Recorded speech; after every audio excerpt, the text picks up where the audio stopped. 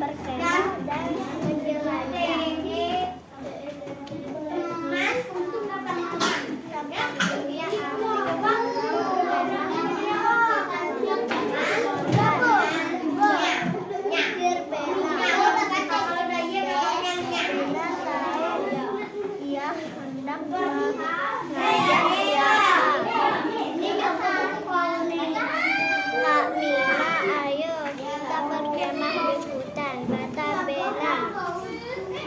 Dongeng.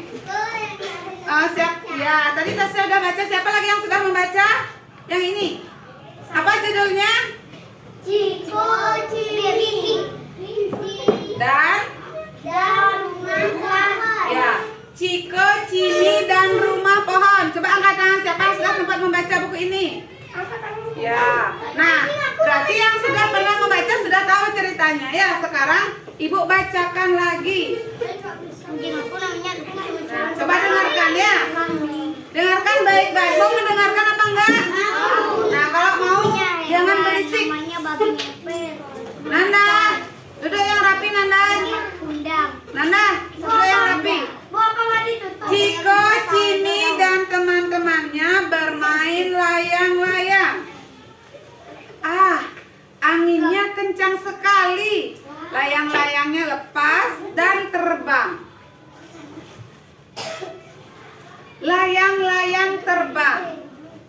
Nih, lihat ya, ada layang-layang yang sudah terbang. Bisa dilihat nggak nih? Terbang sampai ke hutan. Nah, akhirnya layang-layangnya itu terbang sampai ke hutan. Nah, dikejar sama Ciko dan juga Cimi ya. Itu layang-layangnya, tetapi ada rumah di atasnya. Itu kan rumahnya monster. Wow, katanya ada rumah monster ya. Nih, ada rumah. Ciko dan Cimi melihat kalau layang-layangnya itu ada di rumah ya. Berani nggak kira-kira Ciko dan Cimi untuk mengambil layang-layang? Berani apa tidak? Tidak. Ada rumah besar di sini. Tiba-tiba ada suara di balik pohon. Di balik pohon. Siapa itu? Nah, siapa kira-kira ya? Semuanya ketakutan. Ada apa? Raksasa. Ya, yang sudah membaca mungkin tahu ya. Itu monsternya, katanya ya. Badannya besar sekali. Serigala itu, Bu. Bukan. Nah, kira-kira monsternya apa ya? Ada yang tahu nggak? Serigala.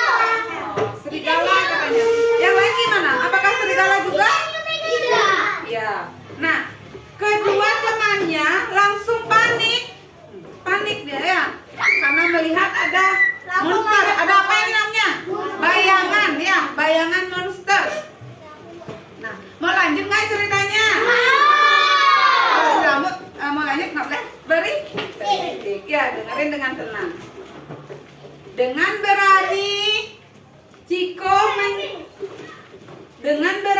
Ciko menjelaskan. Layang-layang Ciko jatuh di pohon. Mereka ingin mengambilnya. Nah, layang-layangnya itu jatuh di pohon ya. Ingin mengambil langsung ya. Nah, monster itu mengambilkan layang-layang Ciko.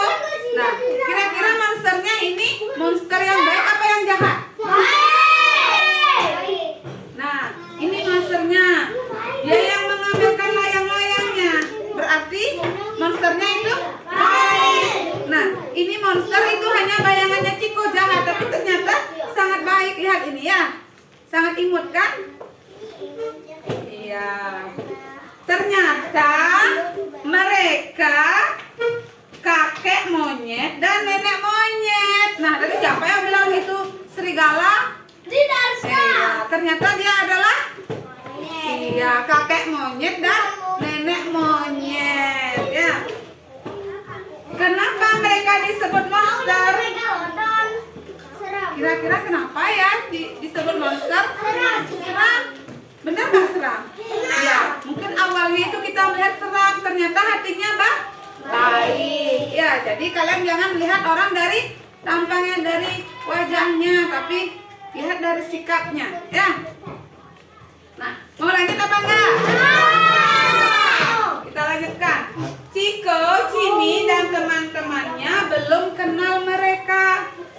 lalu mereka dianggap seram. Nah, sama seperti itu ya. Kalau kalian belum kenal, mungkin kalian menganggap, bapak-bapak itu seram, tapi ternyata sebenarnya baik ya.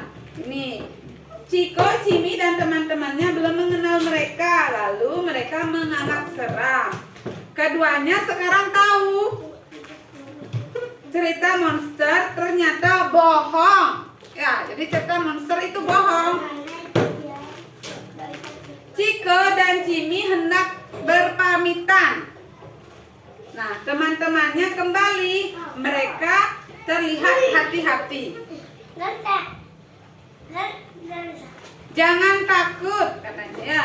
Itu kakek dan nenek monyet. Mereka sangat baik. Kini teman-temannya tahu siapa sebenarnya monster itu. Lalu mereka meminta maaf. Ibu, Nanda makan.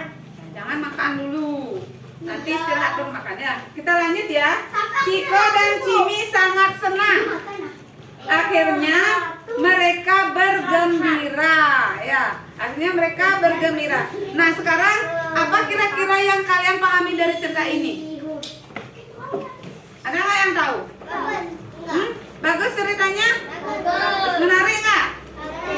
Ya, semua buku-buku di perpustakaan kita itu sudah bagus-bagus ya. Ceritanya juga menarik. Nah, apa hikmah yang kalian petik dari cerita ini?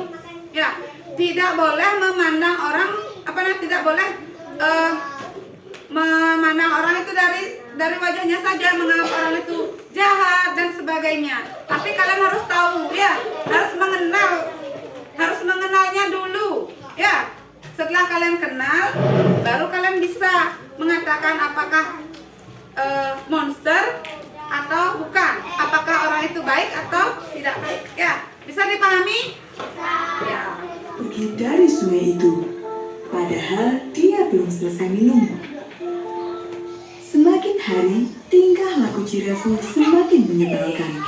Dia merasa paling berkuasa di hutan Furan. Kancil pun mendapatkan kabar tentang Jirafu ini dari Debbie. Debbie menceritakan semua yang